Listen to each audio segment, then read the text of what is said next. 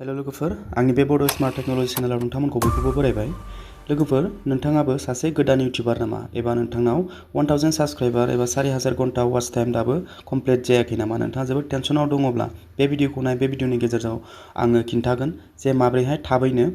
4000 घन्टा watch time complete खालामगोन इउटिउबा गावनो मोनसे आपडेट लानानै फैदों बिनि थ्रुयै आं नोंथांमोननो खिन्थागोन बे आंनि बानायनाय नङा बा आं नोंथांनो बेफोरबायदि माने ओरै खालामनांगौ होननानै आंनि बुंनाय नङा इउटिउबानो मोनसे गोदान फिचार्स लानानै फैबाय दिनैनि दिनाव इउटिउबाव माने मनेटाइज खालामनो थाखाय जोबोद सहज जाबाय जाय बिथांमोना दाबो मिन्थियाखै बे भिडिअखौ नायोब्ला मिन्थिगोन आरो थाबैनो मनेटाइज खालामना लानो हागोन गोबाङानो मा 4000 घन्टानि वाच टाइमनि थाखाय जोबोद टेनसनाव थायो डिमटिभेट जायो भिडिअ इउटिउबाव खामानि मावनो गोसो जाया बेफोरबायदि जायो नङा होमबा स' लोगोफोर नोंथाङाबो जुदि दाबो मनेटाइज खालामनो हायाखैब्ला थाबैनो मनेटाइज खालामनानै लानो हागोन माबोरैहाय इमप्रुभ खालामनांगौ मा खामानि मावलांनांगौ इउटिउबा गावनो रोखा खिन्थादों स' लोगोफोर आंबो बेखौनो नोंथांमोननो खिन्थानि अब्ला भिडिअखौ जोबजासिम नायलांदो लोगोफोर बारा टाइमखौ वेस्ट खालामालासिनो आं नोंथांमोननो डाइरेक्ट खिन्थानोसै नोंथांनाव थानाय मबाइलाव थानाय क्रोम ब्राउजारखौ नोंथाङा अपेन खालामनांगौ बेयो वाइटि स्टुडिअ आपडेटआ फैदों नाथाय वाइटि स्टुडिअ एप्लिकेसनाव नङा इउटिउबावसो इउटिउबनि सिङावसो क्रोम ब्राउजारावसो स' बेयाव आङो अपेन खालामबाय फारसेनिफ्राय स्टेप बाय स्टेप आं नोंथांमोननो खिन्थागोन आं नोंथांमोना गोसो होनानै नाय क्रोम ब्राउजारा बेयाव अपेन जाबाय अपेन जानायनि उनाव गोबाङानो मा क्रोम ब्राउजाराव गावनि चेनेलखौ अपेन खालामनानै नाया एबा एनालिटिक्स बायदिसिनाखौ वाइटि स्टुडिअ एप्लिकेसनाव गासिबो नायजोबो नाथाय बेयो फिचार्सआ क्रोम ब्राउजार वाइटि स्टुडिअआवसो फैदों स' बेफोरबायदि फैबाय गोबाङानो गावनि चेनेलखौ क्रोम ब्राउजाराव अपेन खालामनो हाया एबा अपेन जाया होननानै बुंबाय थायो नोंथांमोना नायलां क्रोम ब्राउजाराव गावनि इउटिउब चेनेलखौ माबोरैहाय अपेन खालामो स' लोगोफोर बेफोरबायदि फैबाय बेयाव नोंथाङा डाइरेक्ट सार्चबो खालामनो हायो बेयाव इउटिउबनि लग' नुजाखादों बे इउटिउबनि लग'आव आङो बेहाय क्लिक खालामगोन एबा नोंथाङा बेयाव सार्च खालामनानै इउटिउब सार्च खालामनानैबो नोंथाङा लानो हायो स' लोगोफोर बेयाव आङो इउटिउबाव क्लिक खालामबाय ओमफ्राय बेफोरबायदि नुजाबाय दा गोबाङानो मा इउटिउबखौ क्रोम ब्राउजाराव अपेन खालामोबा वाइटि स्टुडिअ एप्लिकेसनासो अपेन जायो होननानै बुङो स' लोगोफोर डेस्कटप साइडआव क्लिक खालामनांगोन नोंथाङा नैबे थ्रि डटआव क्लिक खालामनानै नैबेयाव गाहायाव मोनगोन डेस्कटप साइड बे डेस्कटप साइडआव नोंथाङा टिक होनांगोन बिनिफ्राय मा खालामनांगोन नोंथांनि लग'आव क्लिक खालामनांगोन बेयाव नोंथांनि लग'आव क्लिक खालामदो क्लिक खालामनानै नैबेयावनो दङ भिउ चेनेल बे भिउ चेनेलाव नोंथाङा क्लिक खालामनांगोन बेहाय नोंथाङा एसे नाजानाय थायोब्ला नोंथाङा रोंखायोब्ला थाबैनो इउटिउब चेनेलखौ ग्र' खालामनो हायो आरोखि बेयाव चेनेलखौ आङो अपेन खालामबाय अपेन खालामखांनायनि उनाव नोंथाङा मा खालामनांगोन दा नैबेयाव दङ कास्टमाइज चेनेल बेयाव आं चेनेला अपेन जाबाय आं एसे जुम खालामना खिन्थानि नैबेयाव दङ कास्टमाइज चेनेल बे कास्टमाइज चेनेलाव क्लिक खालामनांगोन कास्टमाइज चेनेलाव क्लिक खालामोब्ला बियो बेफोरबायदि फैगोन अके बेफोरबायदि फैबाय दानिया नैबेयाव लेफ्ट साइडनि गोजौआव मोनब्रै डट दङ मोनब्रै कर्नार दङ बेयाव क्लिक खालाम आं जुम खालामनि नैबेहाय नैबे फार्स्टआवनो टपआवनो दङ बेयाव नोंथाङा क्लिक खालामनांगोन बे मोनब्रै खथायाव बेयाव क्लिक खालामनाय लोगो लोगो नोंथाङा नायनो हागोन दा बेयाव रिसेन्टलि आङो मैया मोनसे भिडिअ आपल'ड खालामदोंमोन मैया सानसे जाबाय दाख्लै मोनसे भिडिअ आपल'ड खालामदोंमोन how to fix your AdSense account माने एडसेन्स एकाउन्ट डिसेबल जानायनि सायाव आं मोनसे भिडिअ लाबोदोंमोन नङा होमबा रिसेन्टलि आपल'ड खालामनाय भिडिअखौ नोंथाङा नायबानो जाबाय गुबुन भिडिअबाबो जायो नाथाय नैबेयाव दङ catch me up on this video होननाय गाहायाव मोनसे मोनगोन नोंथाङा नैबेयाव मोनसे मोनगोन बियो गुगोल एसिस्टेन्टजों नोंथाङा माने नोंथांनि गासैबो भिडिअसनि एनालिटिक्स चेनेलनिफ्राय लानानै अडियेन्सनिफ्राय लानानै जिखुनु रेंकिं CTR बायदि रोखोमनि गासैखौबो नोंथाङा बेयाव अप्टिमाइजनि सायावबो नोंथाङा बेयाव आइडिया मोनगोन नोंथाङा बेयाव बिनिफ्राय नोंथाङा सुद्रायनो हागोन आरो गावनि भिडिअआव मा इफेक्ट जादों आं मा इमप्रुभ खालामनांगौ आरो बे भिडिअआव माबायदि गुबुना आंनि बे भिडिअखौ मोजां मोनदोंना मोनाखै बेसेबां नायदों आरो माबायदि नोंथांनि बुंनाया मायाव मिस्टेक जादों मायाव मा खालामनांगौ नोंथाङा माने मिथिजोबगोन आरोखि बेयाव नोंथाङानो इउटिउबा अलरेडि खिन्थागोन बोरै खिन्थागोन होनबा catch me up on this भिडिअआवल' नोंथाङा क्लिक खालामनांगोन बेहाय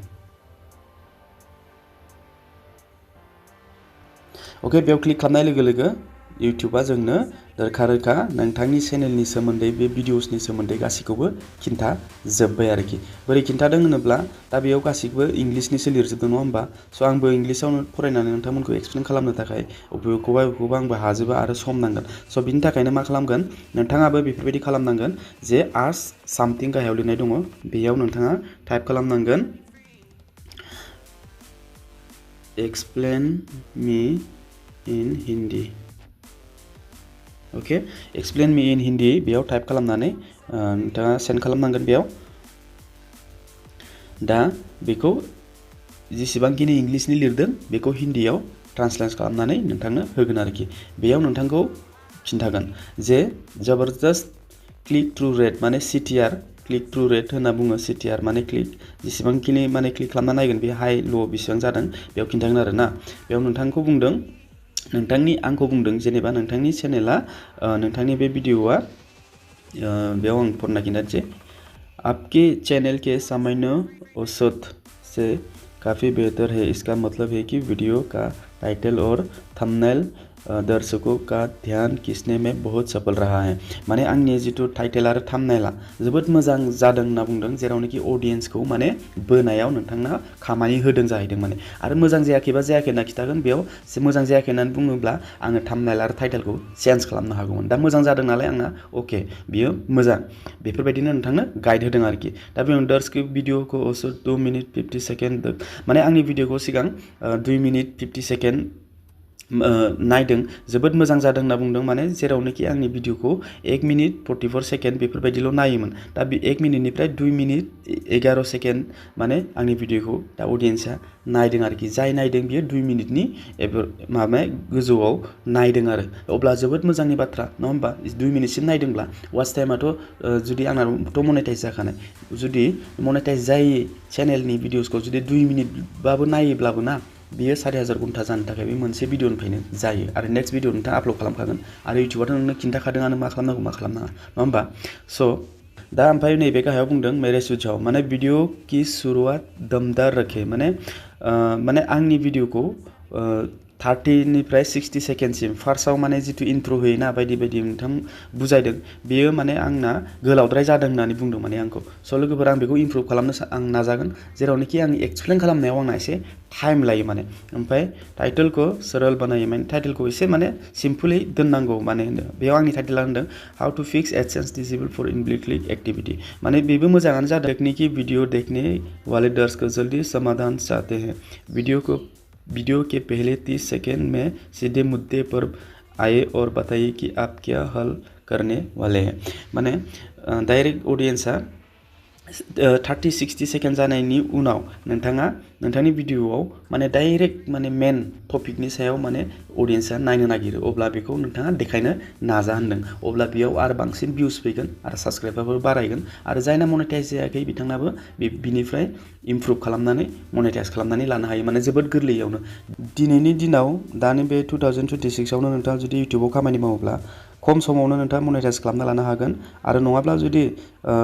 नेक्स्ट बोसोराव जुदि नोंथाङा इउटुबाव फैनो सानदों अब्ला नोंथाङा मा खालामगोन बिनिफ्राय गोरासिन जाबावगोन मनेटाइज खालामनांगौआ टाफ जागोन दै बिनिफ्राय माने जानो हागौ बिनिफ्राय वाच टाइमा बारायनोबो हागौ बेफोरबायदि जागोन आरोखि इउटुबाव मोनसे इमेल फैना दंफैयो बिनि सायाव आं नोंथांमोननो भिडिअ लाबोगोन थाबैनो स' बिनिखायनो थाबैनो नोंथाङा इउटुबाव मनेटाइज खालामनानै लानो हागोन बे 2026 आवनो आरो माबोरैहाय इमप्रुभ खालामनांगौ इउटुबाव गावनो रोखा बुंखाबाय अके डिमटिभेट जानाङा आरो इउटुबाव नोंथाङा थाबैनो मनेटाइज खालामनो सेस्था खालाम नाजा दै स' लोगोफोर नोंथाङा मिन्थिगोन अब्लानो नोंथाङा मा खामानि मावलांनांगौ स' भिडिअआ बेखिनियावनो बिनि सायाव आं नोंथांमोननो मोजाङै गुवारै फोरोंना होबाय नोंथाङा दा गावनि चेनेलखौ क्रम ब्राउजाराव अपेन खालामनानै बेयाव बेफोरबायदि चेक खालामनानै इमप्रुभ खालामनानै लानो हागोन अके अब्ला भिडिअ बेखिनियावनो भिडिअखौ मोजां मोनोबा लाइक खालामदो चेनेलाव फार्स्ट टाइम फैदोंब्ला साबस्क्राइब खालामनानै बेल नटिफिकेसन खालामनानै होदो जाहाथे बेफोरबायदि इनफरमेटिभ भिडिअ नोंथांमोना नुबाय थानो मोनो अब्ला लोगो मोनगोन next video tata bye bye and take care